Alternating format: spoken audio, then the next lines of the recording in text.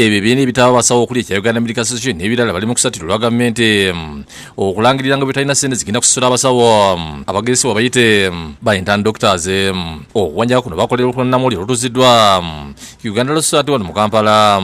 You can imagine the situation of staying hungry, serve people for 24 hours a day without rest, where possible add another 12 hours, make it 36, and somebody expects you to remain a human being. Somebody expects you to get time to visit your children when you don't have money. Unless this policy is reviewed and looked into, we want to promise that we're not showing up for internship. Okusinziira ku President wa Uganda Medical Association Dr. Frank Simutu babiina ensonga ezeesigamiziddwa ku kujjawo ensimbi zino sinneesembo kuba bano tebabeera bayize babe bagamba tosobola kukola internship nga tebakuregistarinze mu council, Uganda Medical and Dental Practitioners Council.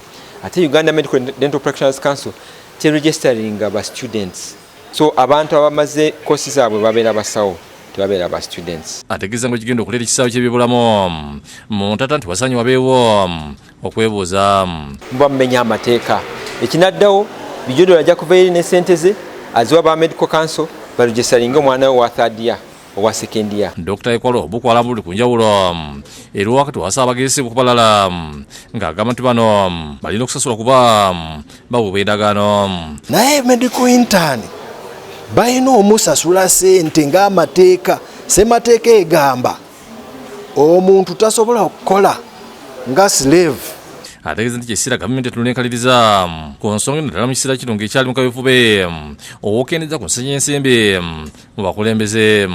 Okugyayo ennaku nkulu ezo okujakuza tujja kusigaza ssente obuwumbi 24 era Katonda ye mulungi kubanga ssente ezo zenkana ne ziri ze tunoonya kusasula ba intern. Naye okubeera ne poliisi ennungi olina okuba nga oinvolvinga abantu bonna abasobola okuba nga bawaayo ebirowoozo byabwe ne tubeera ne poliisi eyamba eggwanga. Bano balagenda gavumenti okubaako n'ekyekulu okulaba nga embeera y'abasawo abagezesebwa erongooka kuba bakola omulimu munene mu kutaasa obulamu bw'abantu. Muyite bekikwatako abasawo, ba pharmacists, ba nurses bakwate eno draft 0 gye tuyise draft 0 bagiseemu amaaso ebifuba bisuule eri ebisobola okukozesebwa babikozesa engeri gye bakozesa. Is really 26 billion a year so much money for people who see 70% of the patients?